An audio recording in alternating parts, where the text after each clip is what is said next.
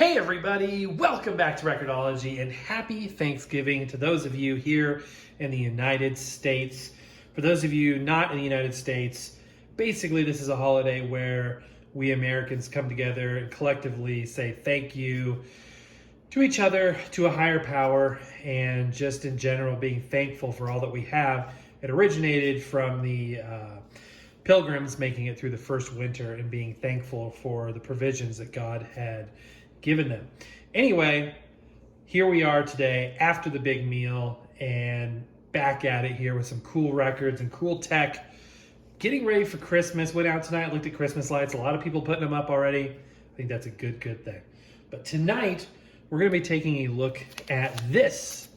This is the Flat Stanley record. This is a story by Jeff Brown. This is adopted for the Lucky Book Club, narrated by Jeff Brown himself.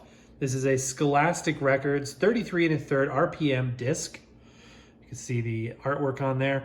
So what is Flat Stanley? Your mind may be drifting towards Elf on a Shelf, but it really wasn't the case. This is back from when most authors had a pipe clenched into their teeth, and I think that's a good thing. Actually, no, we know what that leads to. But anyway, it's just very reminiscent of, I think of like Hemingway or somebody like that. People write to me and say, he never smoked, but you know what I mean. It just has that look. It's the author look. But anyway, this was written in 1964, I believe, based on, it's an interesting story how this story came to be. Basically, Jeff Brown was tucking his kids in at the end of the day, tucking them into bed, and one of his children said, "Dad, what would happen if my bulletin board fell on me?" And his dad said, "Well, it would probably fall down gently, but you would be flat," just jokingly. And then his son got to thinking, wait, if I was flat, I could go under a locked door. I could slip through very small spaces. And they got to thinking, and it became kind of this family thing for them. What could I do if I was flat? And thus began the Flat Stanley story. So he wrote it in 1964 based on, what I just told you. And it kind of picked up momentum. And by the 80s, was super popular story. So 20 years after the first book, he wrote the second and third, and then so on and so forth. He passed away in 2003, I want to say, but they have other authors still making these books to this day. So there you go. This is the original Flat Stanley, narrated by the author. Here is the record itself. Beautiful pressing. It is a 7-inch record. 33 1/3. As you can tell, this thing has amazing playing time for being a 7-inch record. Each side has nearly 11 minutes of music. The other label is almost the same, so I won't flip it over, but pretty cool. And interesting, it's got these ridges here. Every once in a while you see a record that has these like ridges punched into it. Very interesting. Very, very interesting. As you can tell by over here, the modulation is good. It's a good clean record. It has the polish on there. It's been well taken care of. And when it comes to playing fun kids records, I like to use a fun kids record player, and that's why we're going to be using this bad boy. This is the 1983 4-ish Sesame Street phonograph from Fisher-Price. Because it is such a long record, I'm not going to play the whole thing. We're just going to skip through it and play little bits and pieces. 33 RPM, and we'll put Little Bird over here and get things started. I am running on batteries, by the way. Hello, I'm Jeff Brown, and I wrote Flat Stanley. I'd like to read it to you now. Breakfast was ready. "I will go wake up the boys," Mrs. Lambchop said to her husband, George Lambchop. Just then, their younger son, Arthur, called from the bedroom. "Hey, come and look, hey!" Mr. and Mrs. Lambchop went into the bedroom. "Hay is for horses, Arthur, not people," Mr. Lambchop said. "Try to remember that." "Excuse me," Arthur said, "but look." He pointed to his brother Stanley's bed. Stanley's big bulletin board had fallen on top of him while he was asleep. But Stanley was not hurt. In fact, he had gone right on sleeping until he heard Arthur shouting. "What's going on here?" Stanley called out cheerfully from under the bulletin board.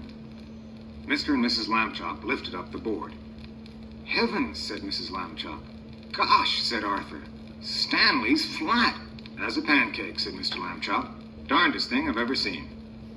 "Let's all have breakfast," Mrs. Lambchop said. "Then I will take Stanley to see Dr. Dan." How do you feel, Stanley? Dr. Dan asked. Does it hurt very much? I felt sort of tickly for a while, Stanley Lambchop said, but I feel fine now. Well, that's mostly how it is with these cases, said Dr. Dan. Mrs. Lambchop said that Stanley would need new clothes now, but it would be hard to find the right size. Dr. Dan's nurse measured Stanley.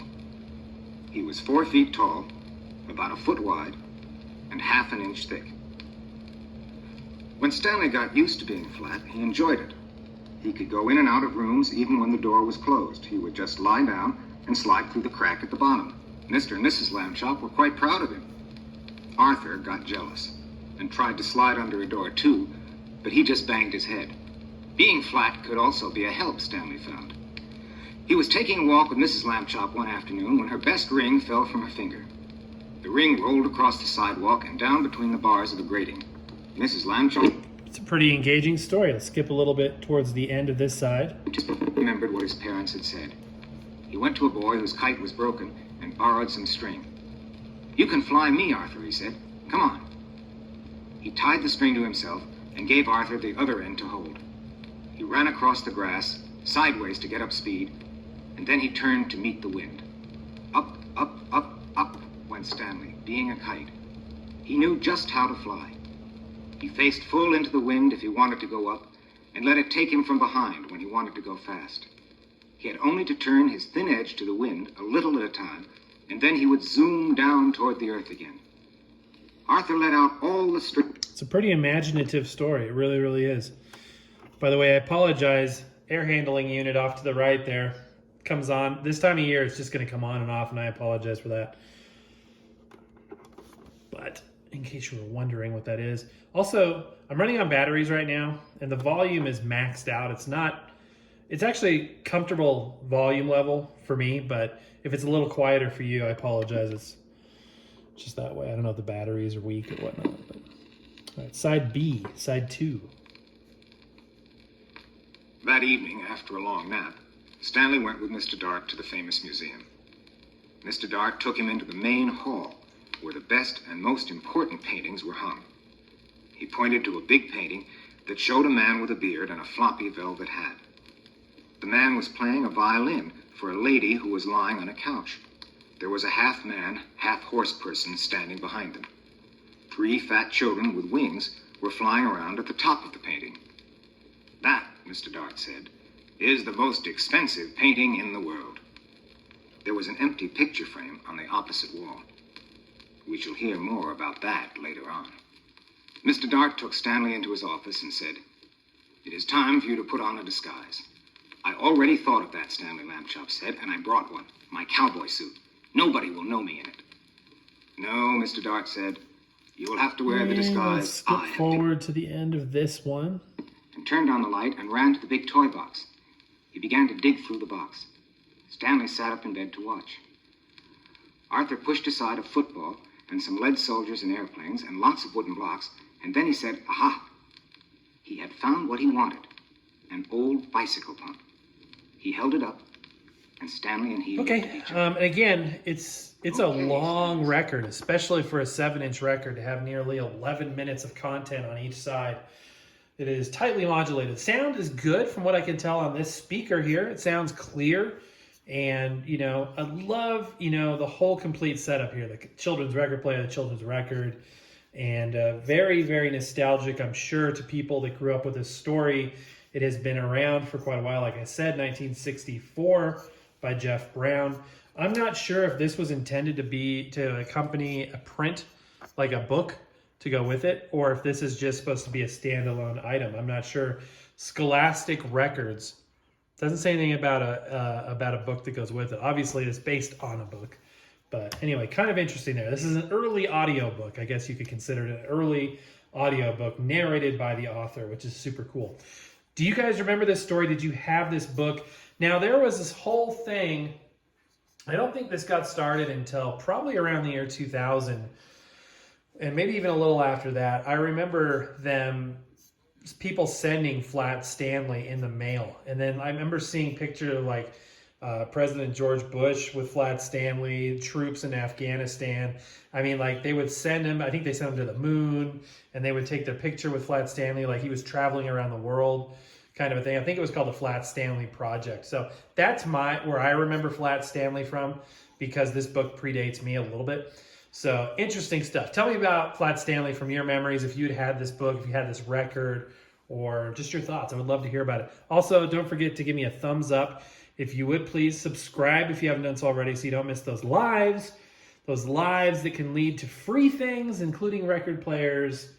Details are available soon and have been hinted at in certain broadcasts, especially lives. You don't want to miss those, and you may miss them if you're not subscribed with that bell selected to all. I would not want that to be the case for you guys. They are US-based giveaways going forward. It's just the way it has to be. It's expensive to do it overseas, but we have a lot of fun, a lot of surprises coming your way, content-wise. We're doing a really cool thing. We're doing Vlogmas this year, if you haven't heard already. So definitely want to check out the details on that. But anyway, that's going to do it for tonight, guys. Happy record hunting. We will see you, talk to you, hang out with you tomorrow.